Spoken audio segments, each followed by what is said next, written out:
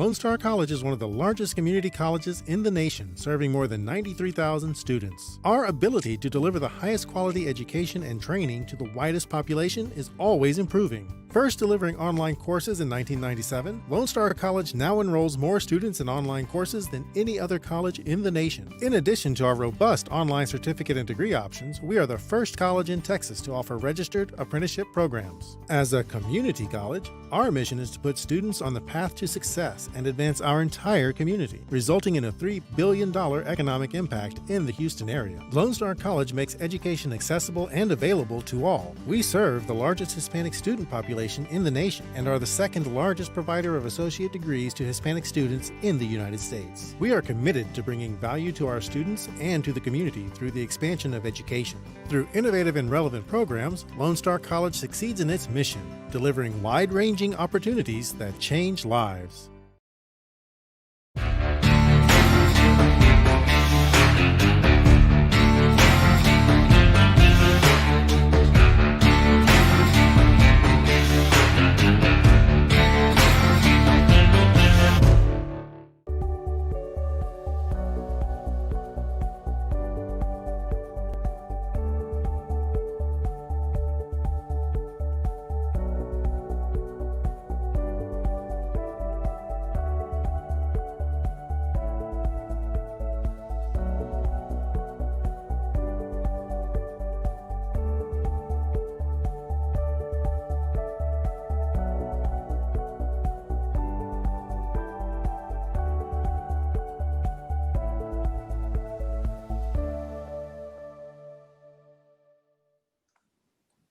Good afternoon. I'm Alexa Ura, a reporter for the Texas Tribune. Thank you so much for tuning in for our conversation on the fight over voting rights in Texas and the upcoming special legislative session. I am joined today by Representatives Nicole Collier and Jessica González. Representative Collier has represented House District 95 up in Tarrant County since 2013. She serves as chair of the House Criminal Jurisprudence Committee, and she is also the head of the Texas Legislative Black Caucus. And Representative González is serving her second term as a state representative for House District 104 in Dallas. She is the vice chair of the House Committee on Elections, and she also serves as the vice chair of the Texas House LGBTQ Caucus. And they are both Democrats. Thank you so much for joining us today. Thank you, Alexa. So we are sitting here a week and change out from the start of the special legislative session, called in the aftermath of House Democrats' walkout to at least momentarily doom Senate Bill 7. As you both know, the final product of that bill grew pretty significantly behind closed-door negotiations at the last minute. It included new restrictions on early voting. It tightened the voting by mail rules even further than they already were. It included a provision to make it easier for judges to overturn elections that Republicans have since walked back from. There, plus many, many more things that I'm not getting into in this moment because we'd be sitting here for a pretty long time. But, a lot has been said about how the walkout came to be. So instead, as we look at the special, I wanted to instead ask you, what are you expecting to see in this legislation? Because my impression is that some of the considerations over walking out included sort of the specter that this could come back worse in a special session, right? That it could include even more restrictions than it already did. So what is it that you are bracing for? Are you bracing for a more restrictive bill at this point? I would say absolutely, yes. Sorry, Vice Chair González. Absolutely. I mean, that was the threat that they made before we walked out. They said, if we have to come back or when we come back, this bill will be worse. And so we saw some of the harmful provisions in the Senate version, the original Senate version, and we expect, them to attempt to bring those back. And I'll add that, we saw that happening, throughout the entire session, even at the 11th hour. They were stripping out, agreed upon, amendments by Democrats and adding new provisions that never even went to committee. And so we don't expect for that to be any different, especially, from what Chair Collier said, that was a threat that was made to us. So obviously the big question for anyone paying attention is whether Democrats are going to break quorum again to keep the legislation from moving in the special session. And I am not naive enough to think that you're going to reveal your strategy to us in this moment, but I'm still going to ask and try. As things stand now, should we expect to see a bunch of empty Democratic desks on the first day of the special? Well, I would just say that, everything is on the table. Right now, there has not been, any type of, resolution or concerted effort. We want to work with our colleagues. That's how we've done, things in the past. We've been able to accomplish, some good legislation and reduce the harmful impacts of others when we collaborate with our colleagues. And so I just want to say that we're not going to eliminate all of our tools. We're going to just really, when the time comes, when it's necessary and it's strategically favorable, we'll make a decision about what we need to do. But, we're not going to remove any options at this point. Yeah, I think that some of the questions about strategy moving forward have, obviously, with the numbers the Democrats have, there's always the possibility that the governor could keep calling back special sessions, right? 17 of them. And I think that, the question is, obviously, with the specter of redistricting looming over this, that what is the end goal here of a walkout, right? Is it ultimately to block this legislation? Is it to force a vote on the funding that the governor vetoed for the legislature, and particularly for staff and those supporting agencies? Because I can't be the only one sort of playing out a possible quorum break and sort of thinking about that special session on redistricting that you would surely want to be present for, and the possibility that this could ultimately end up on that call as well. Talk to me about how, what the end goal here is and how that possibility of that redistricting session may be playing into some of these considerations. I mean, there are going to be several issues. The governor has not given us the agenda or what's on the menu for this next special session. So it could be he could load it up after we already start. And so, I mean, we've already heard him say that we didn't do enough on critical race theory. We know that he wants to come back on the bail reform bill with a variety of other things, the voting bill. And so, we were hoping that this would delay the bill a little bit, maybe give Congress some time to move on their end, pass the John Lewis Voting Rights Act for the People Act.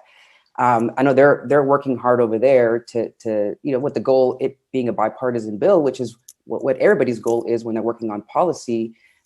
They weren't able to either, right? And so my hope is that there'll at least be a conversation, an honest conversation, because we didn't see that this last session, and there was lots of frustrations from that. And I think that we can have good voting, elections policy that both sides can agree on. We just need to come together and have those conversations.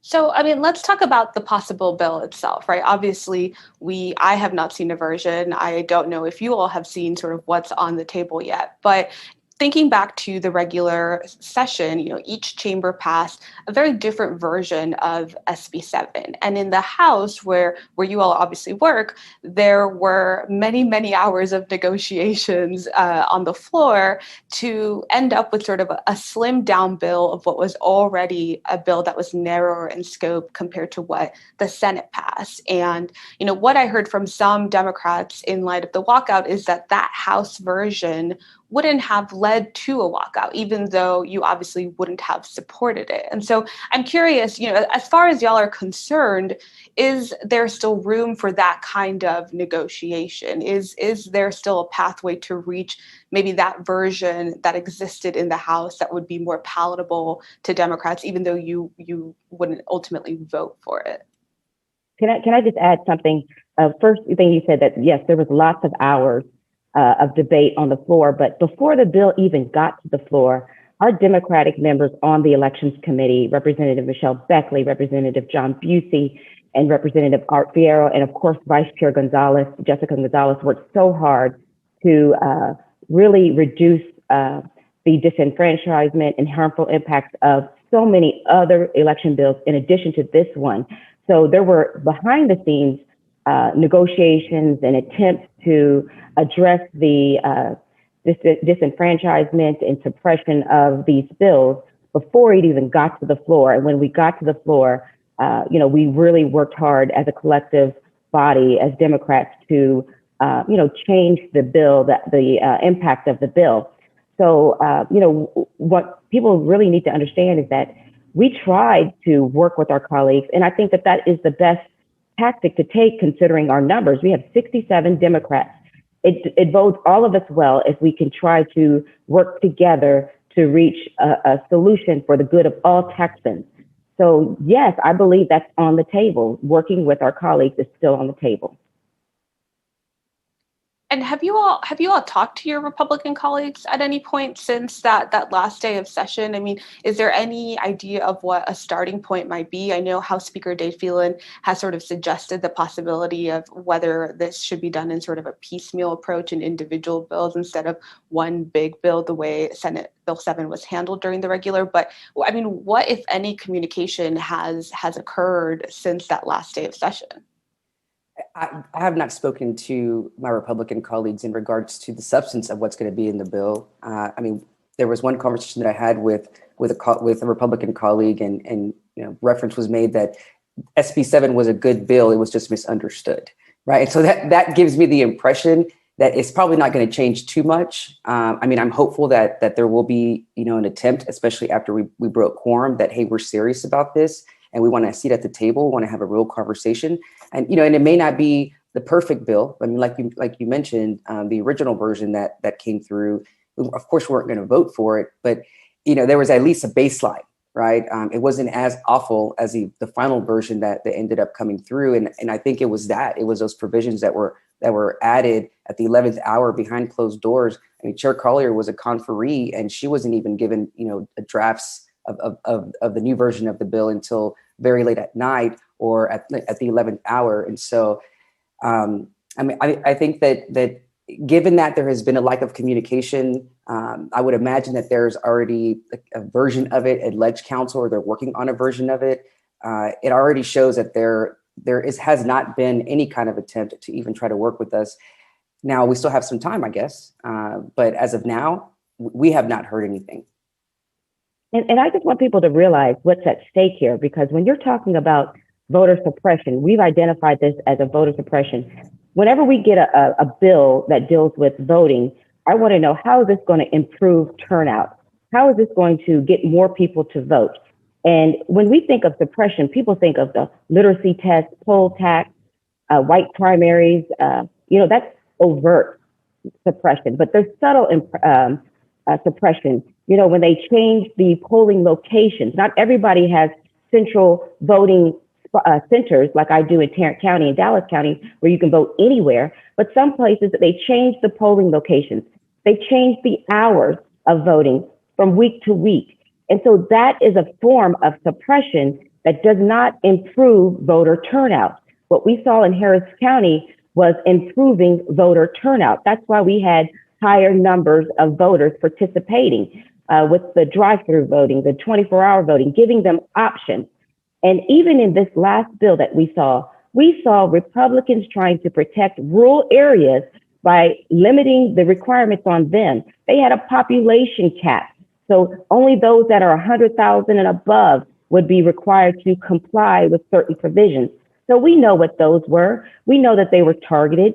The bill had, at one point, allowed poll watchers to have cameras in the polling location. These are partisan poll watchers with no training whatsoever. It's reminiscent of that Operation Eagle Eye that was in place in 1964, where they deployed 100,000 poll watchers into urban areas to just intimidate voters. So I want people to realize what's at stake. This critical race theory that Vice Chair González mentioned, it's an attempt to whitewash history, but we don't know what mistakes not to repeat if we don't learn our history. And so all these things are tying together, and we've got to press to make sure that we protect the right to vote that would increase voter participation in our fair and free elections.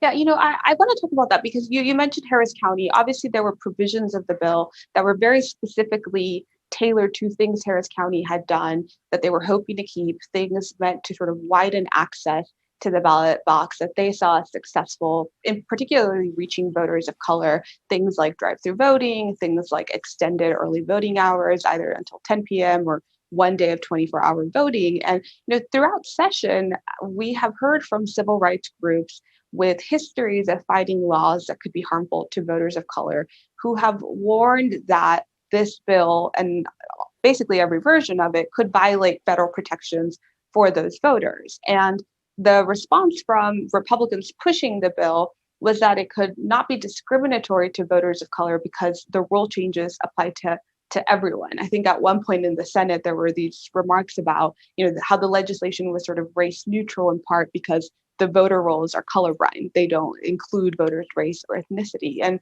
I think obviously we're in a state that has a pretty bad track record when it comes to voting laws, right? There have been multiple findings of intentional discrimination against voters of color, both in drawing up maps and passing up voting laws. But this argument that rule changes are on their face neutral is one we've heard in many voting rights fights before this one. And I wanted to ask both of you sort of what your response is to that idea, that the idea that just because a law is sort of neutral on its face, it can't be discriminatory in any way. But Alexa, I worked at DOJ when I was in law school in the voting rights section. And so I know what discrimination looks like. I worked on Section 2 and Section 5, of the Voting Rights Act. And so you have where you can prove that it's discriminatory on its face, but there's also an analysis that it has a discriminatory effect, right? And so there's different ways that you analyze that. And so even despite us making that argument, it was, again, back to that back to, it applies to every single Texan. It doesn't apply to race. But that's just not what the history is in Texas. I mean, we've that's why Section 5 was so important to states like Texas, because, when you talk about moving polling locations, the fact that it could have, for example, there was one time they were trying to move a polling location, and granted, it was like maybe a few blocks away, but it was in a country club. And it was in an area that was right next to a neighborhood that was, brown and black people who lived there. And so the only way for you to go to that polling location is if you remember that country club. And so there's things like that on their face, people, they don't really think about it, that, oh, well, they're just moving it a block away. But in effect, it's aimed at limiting, at affecting the people of color who that's the only place they can go vote. Right. And so there were provisions that would separate the rural from the urban and the larger counties. So it really was targeting the 6 largest counties in the state. And it prohibited them from collaborating with groups. That meant that the election center couldn't provide food, but they said that people could, really giving free range to poll watchers partisan poll watchers, mind you, giving them free range throughout the polling location. At one point, the Senate version would limit the number of polling locations. In my district, I would have lost about 11 or 13 locations. So literally, this is the targeted and concerted effort that they're doing that does not increase voter participation. They even had a provision that would require people who are disabled to state their disability. At one point, they had one. That's an invasion of privacy. They also would require seniors, if they did a mail-in ballot, to sign the inside of the inside envelope with your social security number or your driver's license or your ID number without any opportunity to cure. So if I failed to do that, then there was nothing to say that they would contact me and say, hey, look, you forgot to do this. We need this to count your ballot. No, your ballot just wouldn't be counted. And they would criminalize simple mistakes that people may make during the process. So we already have trouble getting people to volunteer to work at the polling locations, and then to add criminal penalties on those who do volunteer, it just really hampers the voting process and makes it harder for our elections to run smoothly. And let me just add that there was a provision in the bill, right, that was aimed at Harris County, the 24-hour voting, that was limiting the hours that an election can be held. Well, then at the 11th hour, there was an additional provision that was added in there, and it wasn't even on the final version, because it was in the previous version before that. Because I spoke to Chair Collier to make sure that was something that she stressed to the other conferees, because that was clearly aimed at thwarting social to polls efforts. Why would you want to limit the when polling locations can be open on Sunday? It was clearly aimed to restrict the Black churches who have been organizing these types of events for years. And so if you say that's neutral on its face, the effect of it is clearly discriminatory. It seemed like going into this walkout, one thing was clear, right, that the governor could call you back for a special session. But I think something that I didn't expect, and I think maybe others who sort of watched the legislature didn't expect, was for key Republicans, using the demise of SB 7 because of that walkout to actually sort of walk back parts of those bills, like the restrictions on the start of early voting on Sundays, right? They have now said that the provision that would have made it easier for overturning elections was sort of a last minute drafting mistakes, that it didn't actually turn out the way they were hoping to. There have been, some finger pointing and some questions about how this all ended up in the bill that they were sort of overseeing and kind of cobbling together. And, Representative Collier, you were obviously part of that sort of conference committee that was finalizing the bill, obviously Republican dominated and controlled in sort of its dealings, but how much access did you have to those drafts? How much of this, on at least from your perspective, can you dispel in terms of what was in those earlier drafts? Because I watched a press conference you gave that Sunday morning where you talked about those Sunday voting hours. And so it was on the radar for folks, obviously many, many hours even before this walkout. Absolutely. In fact, the Senate debated the bill and really got it into a place where we had strategically the ability to do the quorum break. So had it not been for the Senate collectively debating and going over that bill, we wouldn't have been in that great of a position to have that quorum break. But during that debate on the Senate floor, Senator West specifically asked about the Sunday voting to Senator Hughes, and Senator Hughes said it was placed in there purposely to allow poll workers the opportunity to go to church as well. So they knew that. In the House side, Representative Julie Johnson questioned Representative Travis Clardy about the judge being able to overturn elections, and he defended that provision. So for the comments or the statements that the provisions in the bill were not intentional, they sure were defended during the session. And so I can say that I'm grateful that they've had a change of heart. I'm glad that they've come to their senses on those provisions, and perhaps they'll reconsider, bringing them up and not have them in the next bill that they're talking about filing, or whatever the bill they have, because now they see the absurdity of these provisions. We've called them out, and that's what's good about this messaging and this move that we have, because this gives us the opportunity to expose the efforts to reduce voter turnout for people. The way people keep power is when we don't vote. I recall there was a statement that Trump made. He said, the Black people voted for him. And then he clarified and said, well, the ones that didn't come out to vote for Hillary turned out to be a vote for me. And so that's what they're counting on. They're counting on us not showing up, because even when we don't vote, it's a vote for them. So that's why we've got to make sure that voting is easy. It's not hard. It should not be hard. And we need to make that process as smooth and easy and fair as possible. The reality is that had it not been for the walkout, these same, quote unquote mistakes that Republicans are walking away from now would have actually become law, right? As you mentioned, the Senate had already voted on them. I guess it ended up being 6 a.m. Sunday morning, so not Saturday. The governor was likely to sign them into law. There was no sort of indication that he wouldn't have. Knowing that you all don't have the numbers to defeat this in the room, do you see the possible demise of those two provisions, the Sunday early voting hours and the overturning elections? Do you see that as enough of a victory from the walkout, and that the rest of it could be hashed out in court? I mean, I think of it as it being, I guess, somewhat of a victory. I mean, I think the fact that Texas is part of the national conversation now, I mean, this put Texas in the national spotlight. And so, from before, these underhanded maneuvers of them adding provisions, of being dishonest, of stripping out Democrat amendments, I think all that's going to be exposed if they continue to do this. We're going to talk about it because people need to know what's going on, that these Republicans are trying to restrict their access to the polls.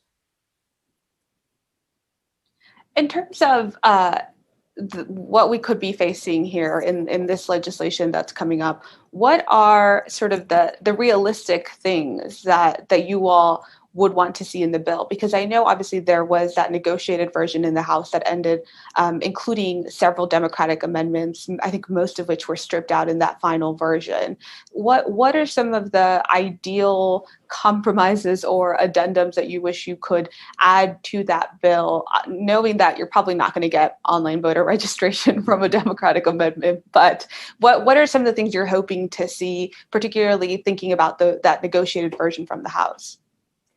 I mean, I think there was lots of bills that came through the Elections Committee that had bipartisan support. I mean, I had a couple of them, right? One that would ensure that there was a designated area for folks who are disabled to be able to park, for them to be able to vote. There was another bill that allowed for folks to track their vote by mail application, right? And so that gives people, that's real having integrity, right? That is making people feel secure because they want to know where their ballot is. So there are things like that you can have bipartisan support on. And a lot of those bills died. They died in calendars or they died in committee. Some of them, got sprinkled into that SB7. So there were some provisions in there that we could agree to, or we could agree on, and that's actually making it safer or giving people a peace of mind, right? In a vote by mail situation, versus just criminalizing, folks for something that doesn't really exist here in Texas.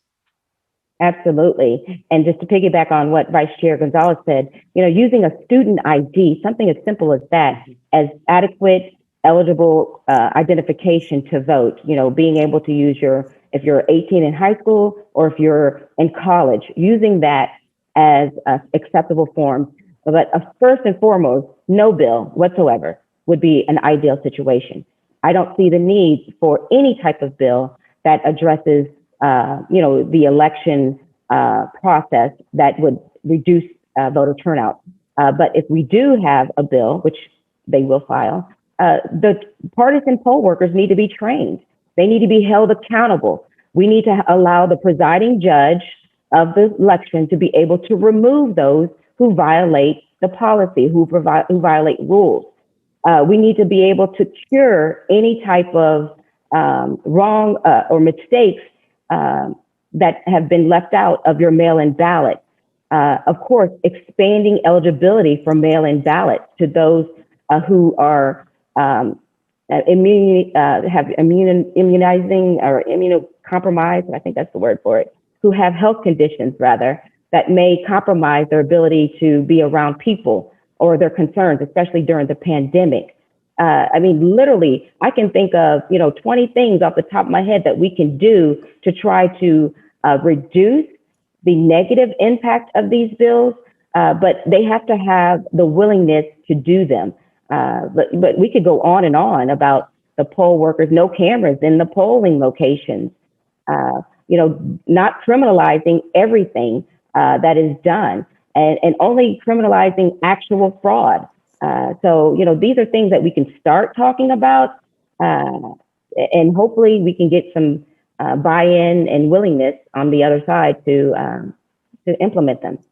Let me add that, it's not that, of course, Democrats also, we believe that if somebody is committing actual voter fraud, that they be prosecuted under the law.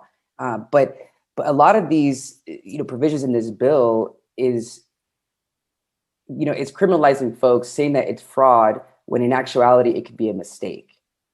And so and when we've heard the Secretary of State testify on that first day of committee, and Kane, who was the author of the bill, said on the House floor that he agreed with the Secretary of State that our elections were safe, secure, and they were fair. And so really, what is the issue here? And so if this bill is aimed at, deterring the future of voter fraud, when we're here every other year for 140 days, we're there to work on policy that's supposed to make the lives of Texans better, not make it worse. Well, we are very close to being out of time, but I want to very, very quickly ask y'all about the federal legislation that both of you were recently lobbying for on your trip to Washington, D.C. At the beginning of session, I had a lot of conversations with Democrats and voting rights advocates about kind of what laid ahead for that session in terms of voting legislation. And there was always a sort of last minute add-on to the conversation along the lines of, it depends on what Congress will do as well. And, here we are many months later, and Congress still hasn't done what many in your camp indicated you were hoping for, right? If we think about the John Lewis Voting Rights Act, for example, its purpose is to put states like Texas back under federal supervision of its laws before they are implemented. But based on this timeline that we're now on, it's possible that we may end up with new Texas laws before that federal legislation even moves. And so I guess my last question to both of you is, does it feel too late for that federal relief that y'all were hoping for? I don't think so. I think that, when we all ascended upon Washington, when the Democrats came to Washington, it was a good thing. Everyone was working hard to explain what is going on and share our story. In fact, after our colleagues met with the staff of Senator Manchin and then Representative Vice Chair González and I actually met with him, he changed his tune. He had written an op-ed saying, "I'm not for this." But by the time it came to the floor, after we had the meeting with him, with Senator Menendez, Representative Chris Turner, and Senator West, and he changed his tune. Congressman Al Green and Congresswoman Sylvia Garcia were in the room also sharing our story, and Congressman Henry Cuellar had a good relationship with him. And so, by having these conversations and these relationships, it changed his tune. So he voted a different way than what he originally said he would. So I think that, the Supreme Court still has to make a decision on this pre-clearance. That's still in the Supreme Court's hand. So that's impacting the John Lewis Voting Rights Act passage and movement in the Congress. But we're moving the needle ever so slowly, but it's moving forward and there's progress. So, we remain hopeful that these measures will pass. But again, that For the People Act is good, but I can see Texas, breaking up our elections from federal to state when they do pass the For the People Act, but it's still a model policy that would be beneficial for all Texans if we pass that one as well as the John Lewis Voting Rights Act. I mean, I think that we always have to have hope. Otherwise, I would consider not really having a job. But I think there was definitely progress that was made by our trip to DC, and so we just have to continue, talking about these issues. Now, I still, believe that they just need to get rid of the filibuster. We saw the Trump administration get rid of it to pack the courts, to give tax breaks to big businesses. And this is a very good reason to do it. It's the right thing to do. And so, I would hope that they would move on that before it's too late here in Texas. But, nonetheless, if some version of this bill ends up, getting through the House and getting signed by the governor, I doubt it's going to be a bill that Democrats will 100% agree on, and we could always expect that there will be some type of litigation at some point. Sure. All right. Well, we are out of time for today. Thank you to Representative Collier and Representative González for joining us. For more coverage from the Texas Tribune, visit texastribune.org and get the latest updates about the people and policies shaping the future of Texas with our weekly newsletter at trib.it/brief-weekly. I suppose I may or may not see you both at the Capitol soon, but as for everyone else, we will see y'all next time.